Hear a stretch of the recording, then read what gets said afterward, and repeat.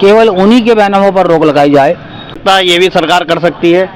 बैनामे पुनः शुरू कर दिए गए हैं। गोरखपुर और पानीपत हाईवे के लिए कुछ क्या उदासीनता मानेंगे, लापरवाही मानेंगे या कुछ और?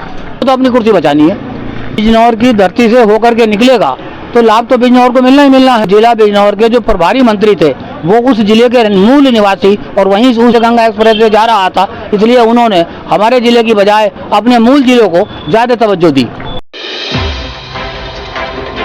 क्या पानीपत से गोरखपुर तक जाने वाला हाईवे धामपुर से होकर निकलेगा या इस बार भी गंगा एक्सप्रेस वे की तरह जनपद बिजनौर के हाथ खाली रह जाएंगे? नमस्कार, मैं हूं अभिषेक गुप्ता। हम खड़े हैं इस टाइम धामपुर नेशनल हाईवे पर।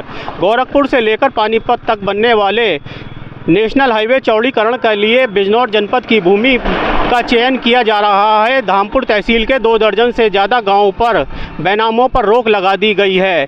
क्या इस बार भी गंगा एक्सप्रेस वे की तरह हाईवे पास होगा या हवा में उड़ जाएगा? क्योंकि जनप्रतिनिधियों की उदासीनता अभी तक इस मामले में बनी हुई है। पानीपत गोरखपुर हाईवे निर्माण को लेकर एक दिन पहले जिन 131 गांवों पर बैनामों पर रोक लगी थी, 24 घंटे के भीतर ही उन बैनामों पर रोक हटा दी गई है।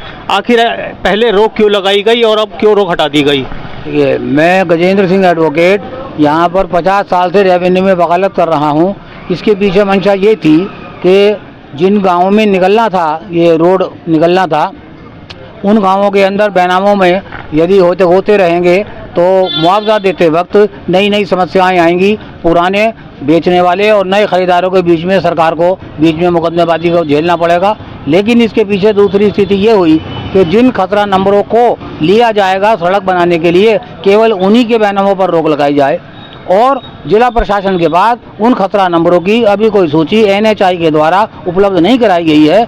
इसलिए रजिस्ट्री विभाग की आमदनी को, बैनामों से होने वाली आमदनी को दृष्टिगत रखते हुए फिलहाल खतरा नंबरों की, जिन्हें गाटा संख्या कहते हैं, गाटा संख्याओं की संख्या कौन कौन नंबर हैं, 8 हैं, 10 हैं, 12 हैं, 14 हैं, आने तक बैनामे पुनः शुरू कर दिए गए। ये जो कल 29 जनवरी को रोक लगाई गई थी बैनामों पर, यह किसके आदेश से लगाई गई थी और क्यों लगाई गई थी? ये NHI के अधिकारियों के द्वारा जिला अधिकारी बिजनौर को एक प्रार्थना पत्र भेजा गया था या रिक्वेस्ट भेजी गई थी और उसके अनुपालन में या उसको दृष्टिगत रखते हुए ये काम किया गया था।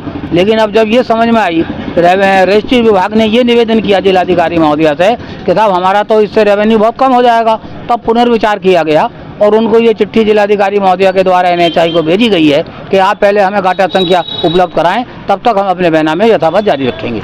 क्या यह उम्मीद बिजनौर वासी रख सकते हैं कि गंगा एक्सप्रेस वे की तरह पानीपत गोरखपुर मार्ग जो हाईवे चौड़ीकरण हो रहा है, क्या इसका लाभ बिजनौर वासियों को मिलेगा? क्योंकि जब बिजनौर की धरती से होकर के निकलेगा तो लाभ तो बिजनौर को मिलना ही मिलना है। जहाँ तक ऐसा तो नहीं कि गंगा एक्सप्रेस वे की तरह ये भी उड़ जाए। नहीं, गंगा एक्सप्रेस वे का रास्ता पहले ही तय कर दिया गया था और उसमें एक दिक्कत ये थी कि जिला बिजनौर के जो प्रभारी मंत्री थे वो उस जिले के मूल निवासी और वहीं उस जिले से विधायक हैं कि जहाँ के वो रहने वाले हैं और जहाँ से गंगा एक्सप्रेस वे जा रहा था, इसलिए उन्होंने हमारे जिले की बजाय अपने मूल जिलों को ज़्यादा तवज्जो दी। पानीपत गोरखपुर एक्सप्रेस वे के लिए कोई अभी तक जनप्रतिनिधि के द्वारा आवाज़ नहीं उठाई गई। क्या उदासीनता मानेंगे, लापरवाही मानेंगे या कुछ और? देखिए, ऐसा है कि ऊपर से मौजूदा सरकार में ऊपर से जो निर्देश आ रहे हैं उनकी मुखालफत करना मौजूदा सरकार की पार्टी के MLA या MPs के लिए संभव ही नहीं है। उन्हें तो अपनी कुर्सी बचानी है। हमारे साथ हैं धामपुर तहसील में कार्यरत साधारण एडवोकेट जी। ये कल जो रोक लगी थी गाँवों के बैनामों पर, वो क्या मामला था, क्यों रोक लगाई गई थी? जो हाईवे, जो गोरखपुर हाईवे बना हुआ, गोरखपुर और पानीपत हाईवे के लिए कुछ ये लगभग 20-25 गांव थे जिनके बैनामों पर रोक लगा दी गई थी। लेकिन अब ये आदेश आया है, ये अग्रिम आदेशों तक स्थगित कर दी गई है। धामपुर तहसील के कुछ गांवों पर जो रोक लगाई गई थी बैनामों पर, वो क्या मामला था? वो ये मामला था, गोरखपुर से पानीपत का जो हाईवे निकल रहा था उसको देखते हुए कम से कम 15 या 20 गांव उन पर रोक लगा दी थी। मगर अब उन गाँवों पर से रोक हटा दी गई है और उनके बैनामे रजिस्ट्री ऑफिस में हो रहे हैं। ये 24 घंटे में जो नए आदेश आए हैं, इससे क्या प्रभाव पड़ेगा? हाईवे चौड़ीकरण बिजनौर में ना होकर कहीं बाहर निकल जाए? हो सकता है, ये भी सरकार कर सकती है।